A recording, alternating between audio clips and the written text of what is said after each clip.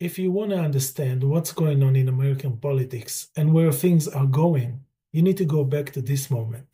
This moment is so important and so crucial in American history because this is the moment the US has been taken over completely by Netanyahu and Israel. And this tells us a lot about where things are going and what's happening. But I want to go back a little because if you remember, if you recall, this was an election year in the US. Do you remember there was an election here a few weeks ago, right?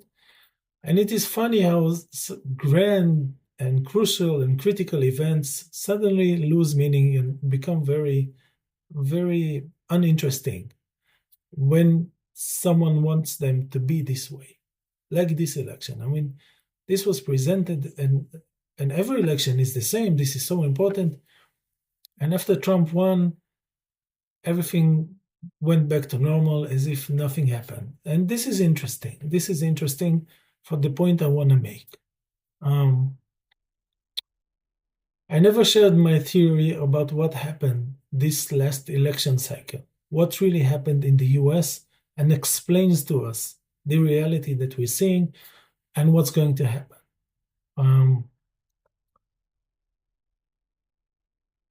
What we saw this year was the Democrats, and this was plain and obvious to everybody. The Democrats were not trying to win the election.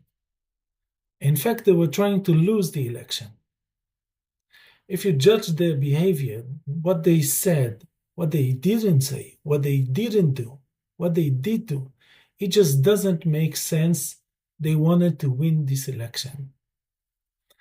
It is not only standing behind Israel the way they did, which is despicable and shameful. It is not only that. Their whole messaging, the candidate they chose, I mean, Kamala Harris, is it a joke? Was it a joke? It was always a joke, but we were meant to take this seriously, which I never did. It was a joke. And they stuck with Biden, even though they knew for a long time he is and he was severely demented. So you add the genocide to it. You add all the things they didn't talk about and they didn't do. I mean, all the society-focused things and policies they never did. Combine that with Kamala Harris, with sticking with Biden, with the genocide, and remember Clinton coming to the microphone in some convention a few days before the elections or a week before the election and saying, basically, Palestinians and Arabs need to chill, the genocide is not so bad, and this land belongs to the Jews, which is more or less what he said. I mean, if you like zoom out and stop being like the kind of political being the system wants you to be, and you look at it with your own eyes, you can see very clearly that the Democrats were actually trying to lose the election. They weren't trying to win. And I suspected this for a long time before the election. I could see this coming. And my suspicion was, and this Netanyahu visited the US this summer. And what happened around this visit? I mean, if you recall, and you can go back to the calendar and look it up. Biden stood down just days after this visit. And the so-called assassination attempt on Trump, which was attributed to Iran for some reason, was also a few days after this visit. Everything happened around this visit by Netanyahu to DC. And the Democrats decided to remove Biden from the ticket and install Kamala Harris, which didn't win anything, right? She was never a serious politician. And What could be the explanation for this? What could be the explanation for this? I mean, if you want to think critically, if you want to be a conspirator for a second, we could see in this election a very clear shift, a very clear movement or momentum going on. We could see the American billionaire class moving to the Republican Party, siding with Trump. It's not just Elon Musk and Peter Thiel and the rest of them. The high-tech billionaires, the Silicon Valley. You could see a movement and they coming out and supporting Trump and the Republican Party. And at the same time, you could see the Democratic Party supporting Israel's genocide.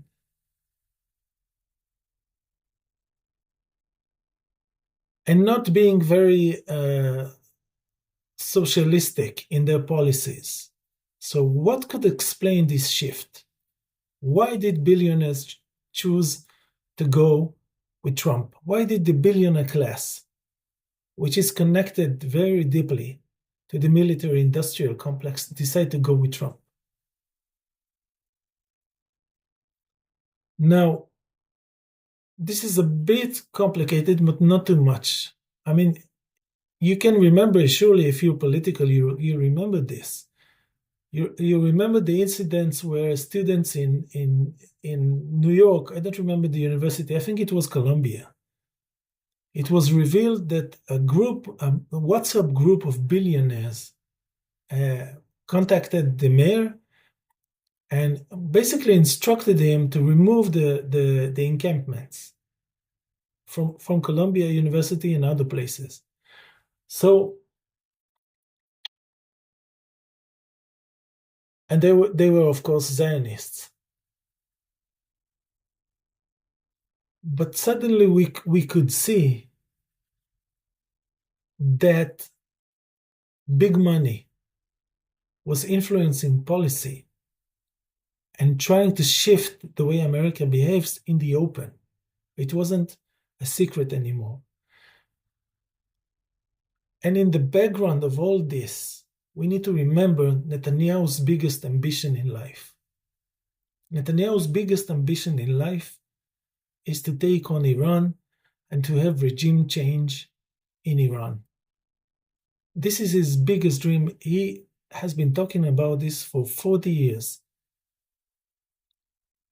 For him and Israel, it was a kind of a joke. It was always Iran, the Iranian threat. The Iranians are days, weeks, or months from a nuclear bomb. We have to do something against Iran, about Iran. And this brings me to 2024 and this last election. Because as Israel was committing its genocide and fighting Hezbollah, it saw the great chance and the great risk, and this is Netanyahu and his circle, of now going to war with Iran, now fulfilling this big wet dream of Netanyahu's. Now they need to go and have the opportunity to go against Iran. Now they can do it. And this, I think, is the one thing Republicans could give Netanyahu, but not the Democrats. The Democrats were forced, to support the genocide. But in terms of the internal American politics, American culture, the Democrats could not have sold a big war in the Middle East to the American public or anywhere else. I mean, they could sell proxy wars, but not direct wars. This is not like their ticket. They can't do it. They can't draft people. It is not what they do. They can support wars that Republicans initiate. This they will do, and we're going to see this soon. But they can't initiate wars, and Netanyahu understood it. So what Netanyahu decided to do, in my estimation, early in 2024, and maybe even before that, maybe this is the reason why they built up Biden when they knew he was demented, which was harming the Democratic ticket very seriously, although it was always denied. Netanyahu understands that if he wants to go to war with Iran, he can't do it with the Democrats. They won't go along. It won't look natural. They can sell it to the Democratic public, to the liberals. They can sell genocide, but not a big war. He needs the Republicans in the White House for that. So what Netanyahu does, as he understands his room for maneuver is getting like shrinking. He needs to create political change in the US for him to accomplish his fantasies.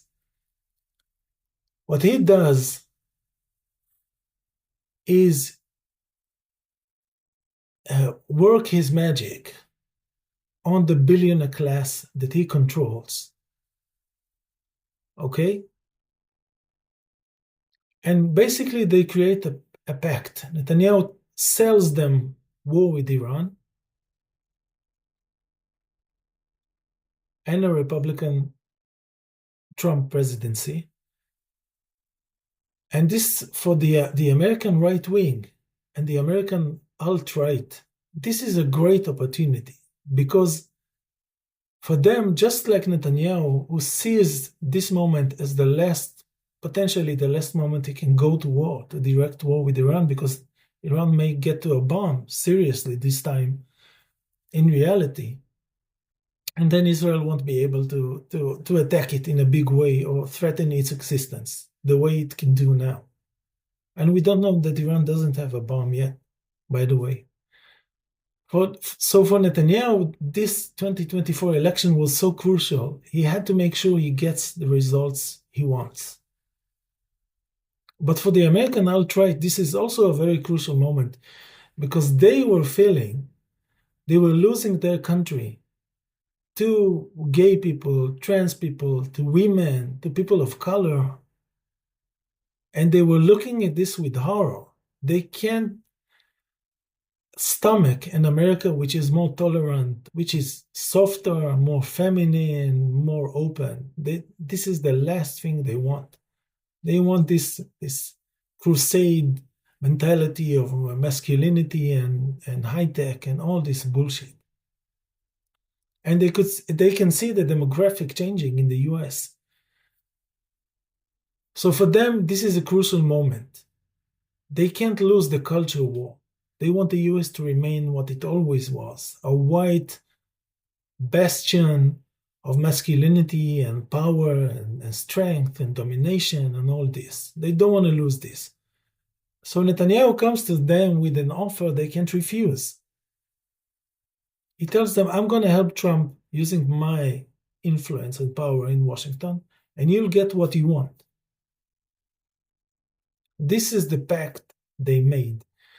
But the beauty of it, or the sinister part of it, is the same billionaire class was also controlling the Democratic Party. And this is why they lost the election. I think they lost the election on purpose, because they were instructed to by the same billionaire class. This is the deal they made with Netanyahu, because Netanyahu convinced them that the US has to go to war with Iran for Israel, because Israel is under an existential threat. And it has to happen. And Netanyahu can do whatever he wants in American culture, in American politics. He can convince anyone to do anything. I mean, I really believe that if Netanyahu wanted, if it was Israel's interest, as he saw it, or any other Israeli leader, if they saw it as an Israeli interest to reinstate slavery in the US, they would be able to pull it off. If they wanted for their interest, the US to give Tennessee to, I don't know, to Tunis, they can pull it off. They can do whatever you want. In a 2-minute phone call with almost any senior political or a financial figure in the US, Netanyahu can get whatever he wants. This is the amount of influence Israel and Netanyahu has in the US. So this is the deal they make.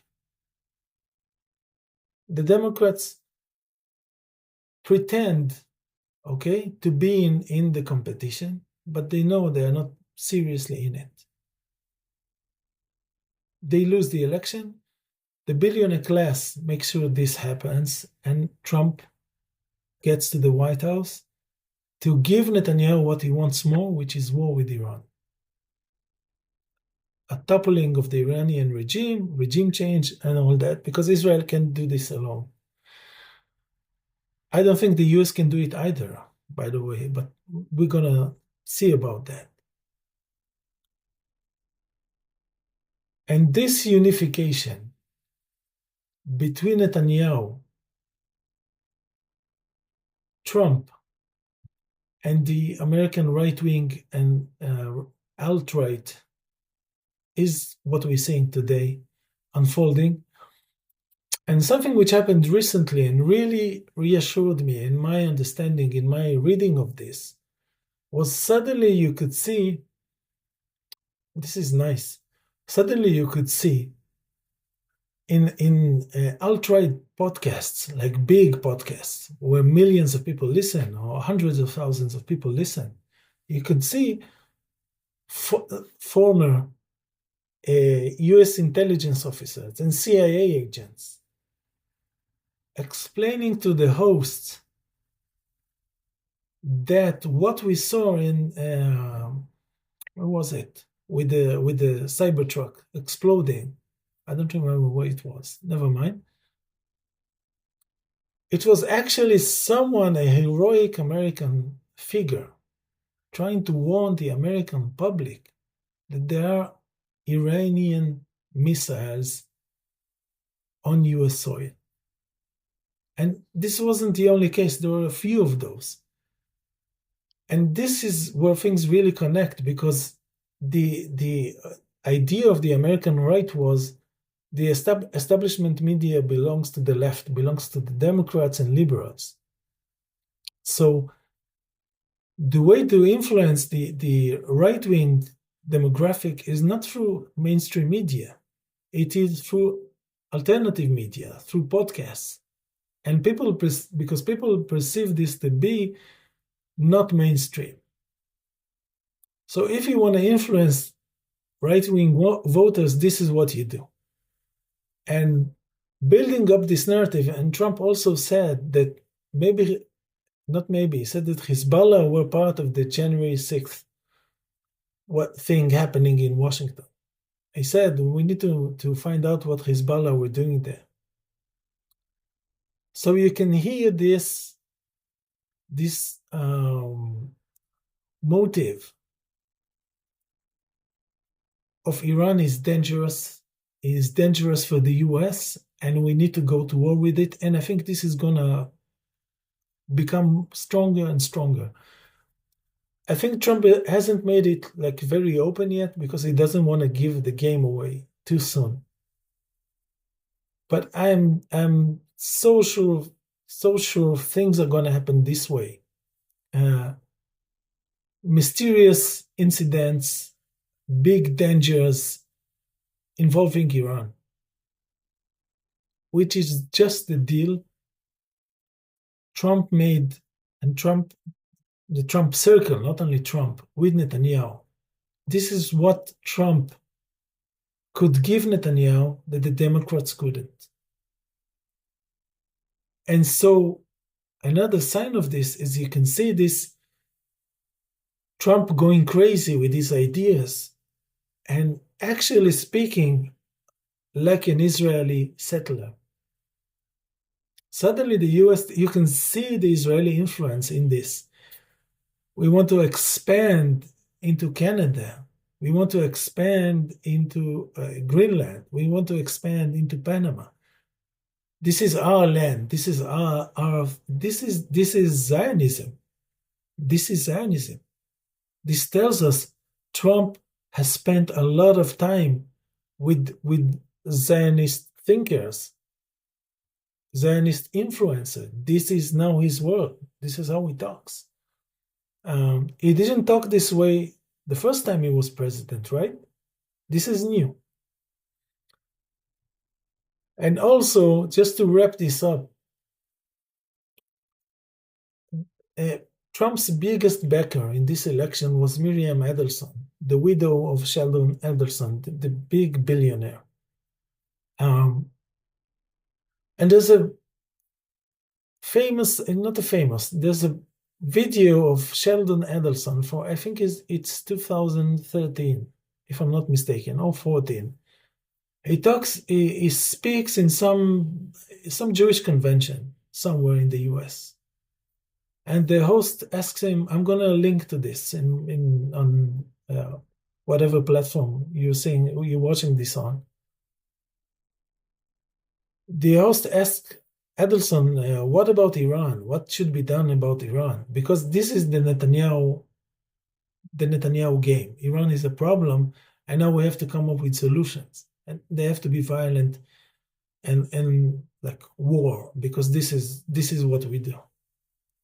And Adelson says, what I think we should do is drop an atom bomb somewhere in the Iranian desert and tell the Iranians, if you don't stop whatever you're doing, we're going to drop another one on Tehran. This is the husband of Trump's biggest backer. And she's an Israeli. She's a big Zionist. So the idea of destroying Iran, the idea of stopping the US becoming anywhere near normal, is what we're seeing right now.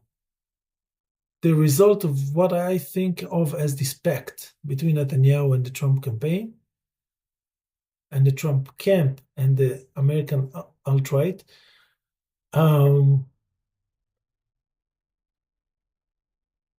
This is what we're seeing unfolding, and this is what's going to guide events in the coming weeks and months. Because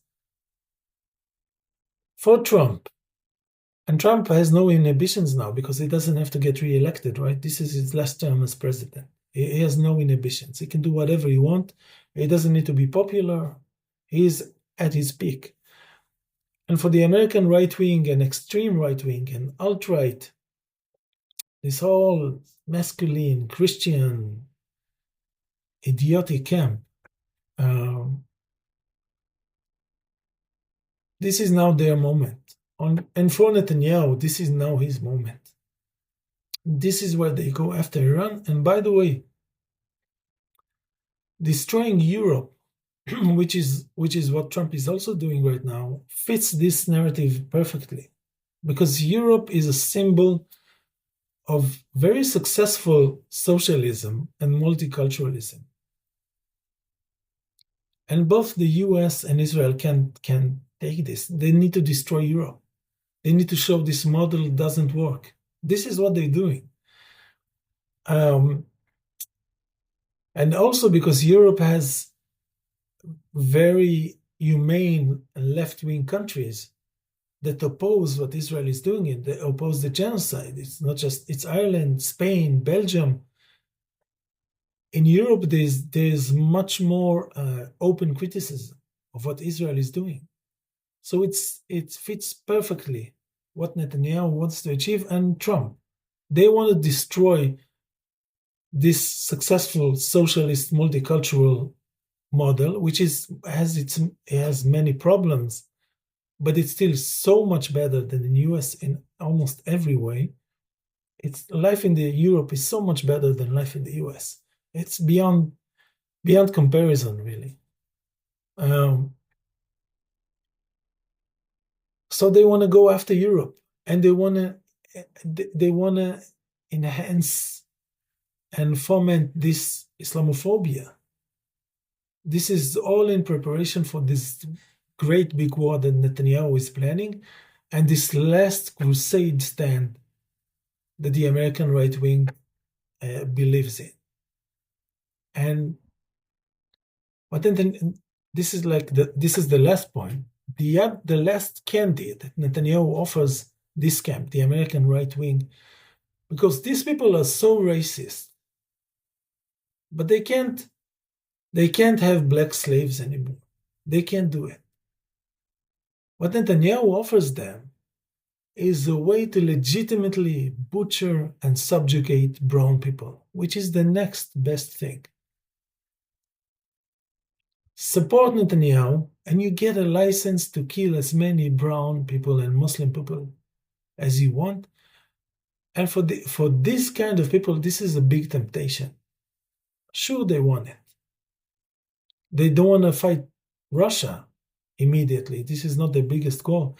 But killing brown people and Muslim people, this is excellent. This is fantastic. So, of course, they're going to go along with Netanyahu and support him. And I think this whole structure of fantasy of ideological mysticism and insanity on all sides, the Christian side, the American right-wing / fascist side, Netanyahu's Jewish, religious, messianic, is going to crumble so majestically and so beautifully, and also tragically, but I think it's still going to be beautiful.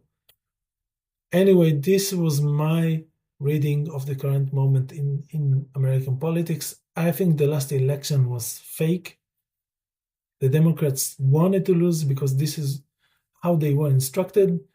And the one thing that the Trump camp, the Trump phenomena could offer Netanyahu that the Democrats couldn't was a big war with Iran. And I believe that this is what we're going to see very soon.